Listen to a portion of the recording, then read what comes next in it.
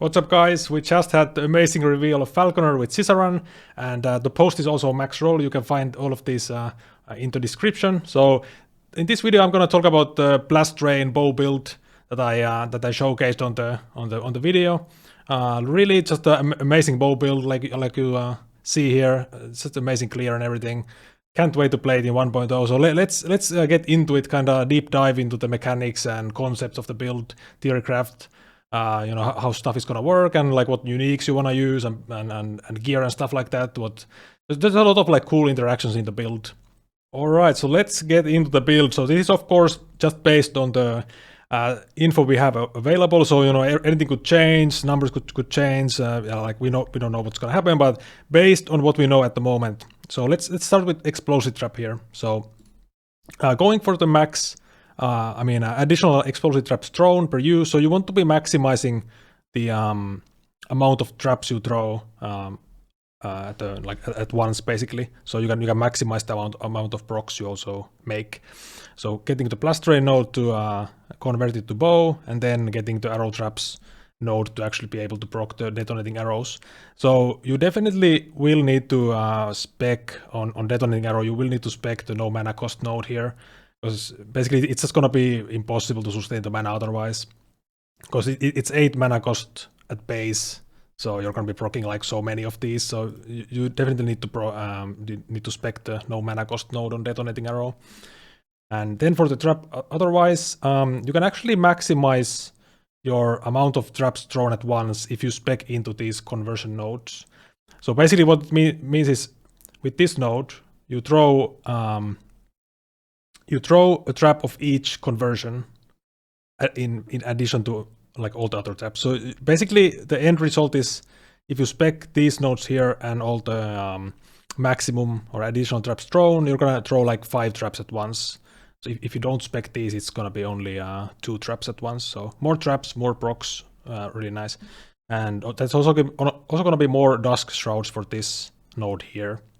So I mean, we'll see how this works. I think even 1 point is gonna be quite enough, but basically you get 3 dusk shrouds on the trap detonation or trap hit to be exact. So I mean, 1 dusk shroud is 5 glancing blow and 50 dodge rating, 50 flat dodge. So like, you know, 10 stacks, 50 glancing blow already just with 10 stacks. So can get kind of crazy. I think you might want to still spec some glancing blow on the tree also, just because, you know, so we have like kind of like full uptime on glancing blow chance. But yeah, that seems really strong. And then you can even get bow damage per dex on the detonating arrow that you proc. So basically getting flat damage here. So this goes nicely with the morning frost, because you can, you know, you're gonna be stacking cold damage. You're gonna be stacking dex for cold damage with the morning frost. So each point of dex is gonna give you flat cold damage to attacks and spells, and also you get also additional flat damage for detonating arrow. So really nice. You definitely will need like plus points on the skill to actually get all of this. I think if you have many points, like I have 24 points here spec'd, I think you want to even go for the spark charge, because if you use Rain of Winter, which makes a lot of sense, I think you should always be using this bow on the build. Basically procs icicles, so this is giving you spell damage. Icicles are spells. This is also spells, so spark charge just like extra damage. Even though it's lightning damage at base, but you're gonna be just scaling a lot of flat cold damage, and so it doesn't really matter what the like base type of the skill is here. So it would be just like free damage. And then I'm guessing you will need like all of these mana. Minus mana cost nodes, because the trap is gonna cost like so much mana. Like this is 10 at base and then 40 mana here and 7 here. That's like 30 mana cost. So you definitely want to get some minus mana cost. So you're actually getting quite a bit of less damage on the trap itself. So you're gonna be mostly focusing on the damage of the procs, the DA procs, and then the Rain of Winter. So of course the icicle is nice. It's just an amazing bow to use for this. It's also nice because the icicles keep kind of like casting even if you don't attack. So as you can see on the gameplay, it's like the icicles are going on even when I'm just running around.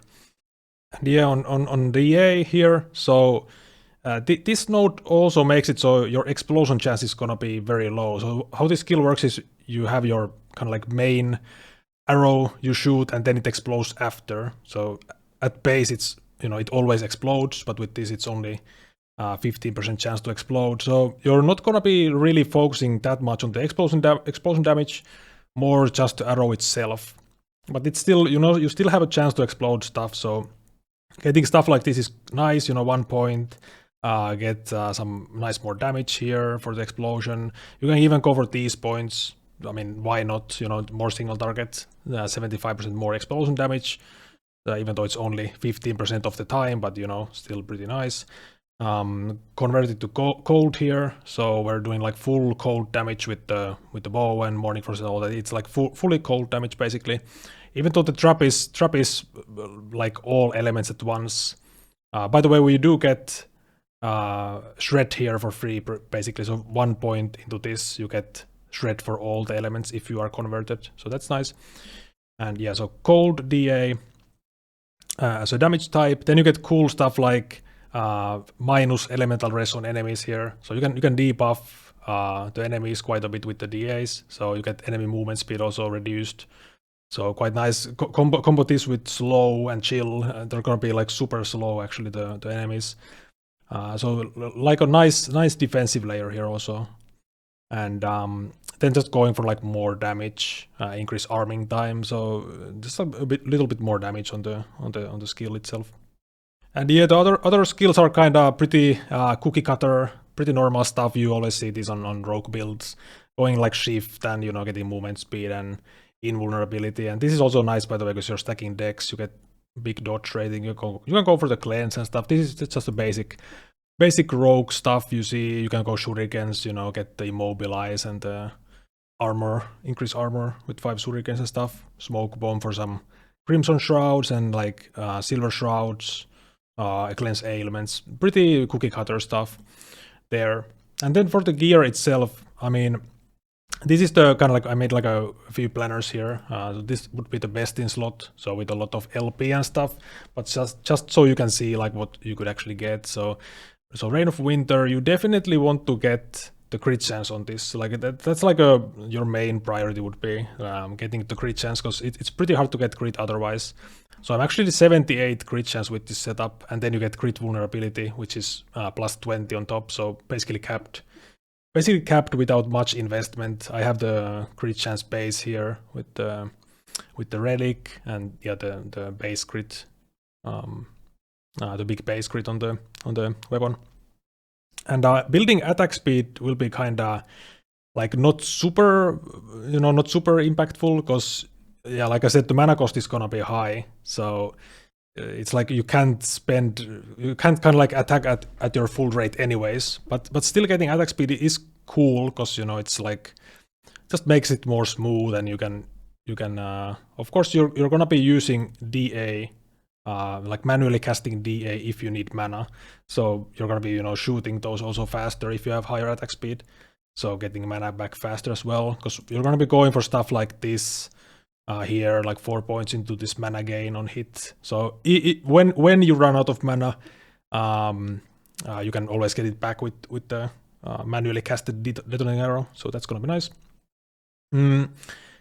This is, I mean, I don't think you want to use arrow guard on this build, because you're gonna be getting glancing blow anyway and stuff. So going for stuff like this is kind of cool. I mean, you could use a rare also, but just like free damage from the unique item, which is usually kind of like, this item is not that great, but it's works for this. It's basically free, and it's really easy to get with LP, so it would be pretty nice to use.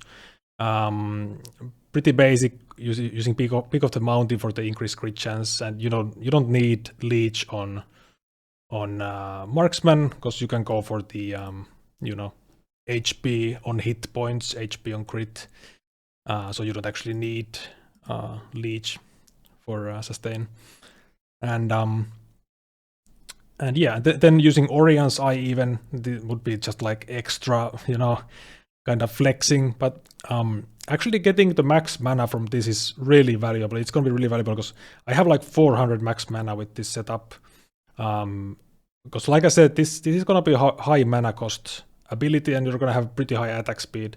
So getting max mana actually helps a lot, and especially on bosses, because if you can do so much damage with this that you can basically kill the boss in one mana pool. Well, the higher your mana pool is, the better, of course.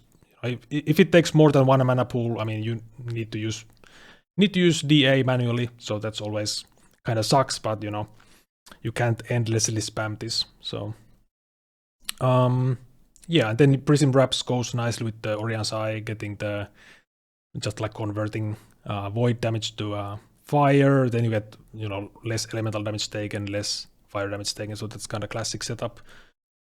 And yeah, Morning Frost, stacking dexterity. I don't think you want to go like super, you know, like hard on dexterity stacking. I have like 50 here because yeah, you have the downside of minus cold and physical res. And yeah, let's take a look at the passives also. So what could it look like?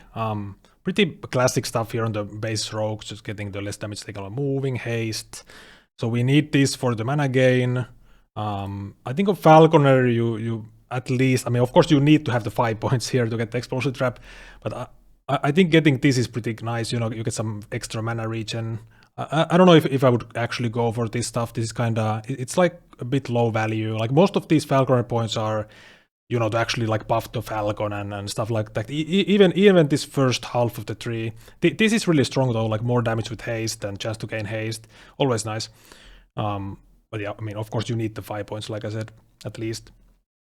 But yeah, getting mana regen, like in general, it's gonna be super valuable. Just like max mana.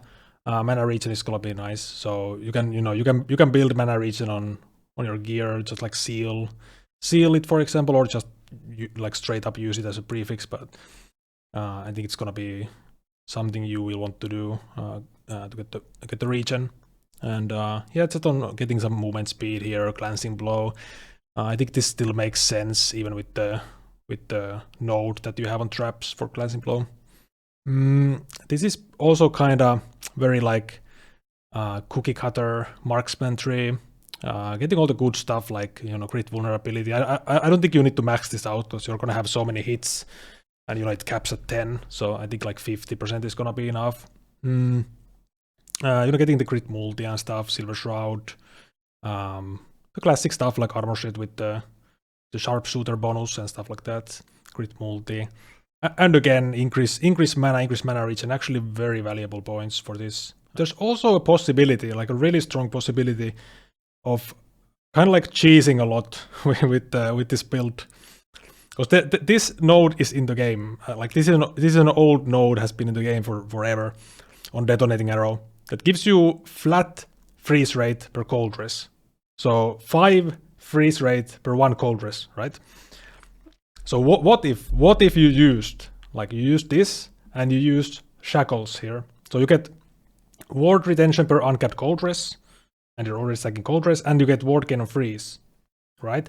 So you're gonna be freezing a ton, and you're gonna get ward on freeze, and you also get ward retention, and you use these boots, which give you ward when you gain haste or refresh it, and we have like, you know, 25% haste chance here on hit.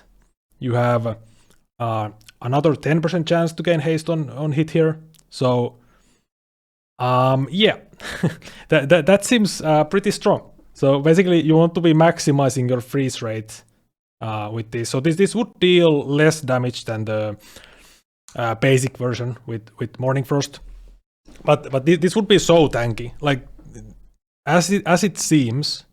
Because you can get so much cold res. Like I have 600% cold res at the moment, so that's 600% ward retention.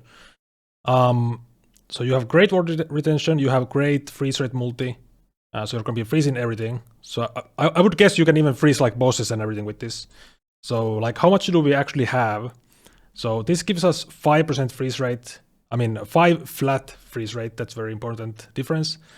So 5 times 600. So that's like 3,000, actually 3k flat freeze rate that we have on DA right now. And then you have multiplicative freeze rate per stack of chill here. So you know, you can stack chill up to 3 times. So 600% on Oceron here. So that's multiplicative, and then you have freeze rate multiplier also on top of that. And so basically, what I'm trying to say, you're gonna be freezing everything, and you're gonna be having like 1 fucking million ward. So yeah. We'll see how this behaves, but basically you're just gonna be stacking cold res and like armor. Like I'm actually going full armor one slot idols with cold res, and then of course the Throne of Ambition for damage and armor even. So it's kind of silly, but I mean it makes a lot of sense. You're gonna have like these idols itself give me like over 400 armor if they're high rolled, and still using the same setup with like Orion's Eye and Prism Wraps and stuff. So this would be extremely tanky. So what I said in the showcase video that, you know, this wouldn't be a tanky build, but if this setup actually, well, I mean, if it is as insane as it seems, would be very tanky. It's just trading some damage for this setup. So yeah, that's my thoughts on the Blast Drain build. Of course, I'm gonna make a full guide on this when the game releases and stuff. You know, we're gonna have a macro guide on it, and I'm gonna play it on stream and all that stuff. It's gonna be really fun, and we're gonna have all the guides updated for 1.0 as well. So it's gonna be great, guys. 1.0 is getting super close. Can't wait for it. So yeah, see you guys in the next one, and thanks for watching.